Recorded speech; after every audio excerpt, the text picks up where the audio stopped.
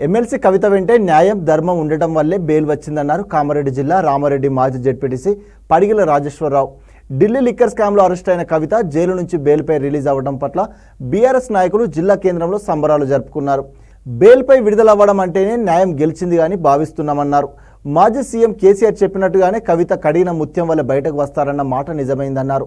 దేశ అత్యున్నత న్యాయస్థానం సుప్రీంకోర్టు విచారణ జరిపాకే ఆమెకు బెయిల్ మంజూరు చేసిందని పేర్కొన్నారు. కార్యక్రమంలో గాంధారి సదాశివనగర్ బీఆర్ఎస్ మండల అధ్యక్షులు వజీర్ శివాజీరావు, మహేందర్ రెడ్డిలతో పాటు పలువురు ఎంపీపీలు, పార్టీ యూత్ అధ్యక్షులు, నాయకులు పాల్గొన్నారు.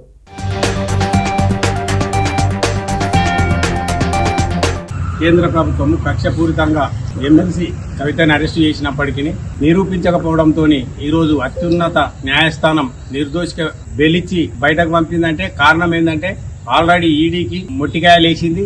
మీరు ఏ ఆధారం లేకుండా ఛార్జ్షీట్ ఎట్లా ఫైల్ చేస్తారని అడగడంతో వాళ్ళు నీళ్లు మింగే పరిస్థితి వచ్చింది. ఎప్పుడైనా మొదటి నుంచి కూడా మా గౌరవ తొలి ముఖ్యమంత్రి కేసీఆర్ గారు కూడా న్యాయం గెలుస్తుందని చెప్పిండు. అదే ప్రకారం ఇవాళ కడిగిన ముత్యం లెక్క బెయిల్ రావడం అంటే హర్షించదగ్గ విషయము. కేసీఆర్ మాట ఎన్ని రోజులకైనా సక్సెస్ అవుతుంది. ఆనాడు తెలంగాణ ఎట్లయితే తెస్తాన్నాడో ఈ రోజు కూడా మరి కవిత కడిగిన ముత్యం లెక్క బయటకు వస్తుంది అన్నాడు. అదే విధంగా వచ్చింది. ఇప్పటికైనా కేంద్ర రాష్ట్ర ప్రభుత్వాలు కక్ష సాధింపు విషయం ఇడిసబెట్టి న్యాయాలను ఆలోచించి నాయకులు కానీ ఎవరు తప్పు చేసినా శిక్షించాలి తప్ప ఏదో రాజకీయ కక్ష కోసం, పదవి కోసం ఇతరులను ఒక మహిళని చూడకుండా వేధింపులకు గురి చేయడం మంచి పద్ధతి కాదు. అది ఇప్పటికైనా ప్రభుత్వాల్లో మార్పు రావాలా. ప్రభుత్వం ఎప్పుడైతే మార్పులు వస్తాయో మరి ప్రజలు కూడా హర్షించే పరిస్థితి వస్తుంది.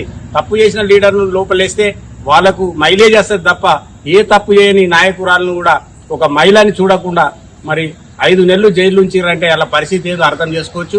ఆమె పిల్లలు ఏమైనారు, ఏం సంగతి అని ఒక్క మానవత దృక్పథంతో కూడా ఆలోచించకుండా జైల్లో ఉంచడం మంచి పద్ధతి కాదు. ఇప్పటికైనా ఇది ఒక చెంపదెబ్బగా తీసుకొని గవర్నమెంట్ ఇటువంటి తప్పుడు పనులను మానుకోవాలని చెప్పి ఈ సందర్భంగా డిమాండ్ చేస్తుంది.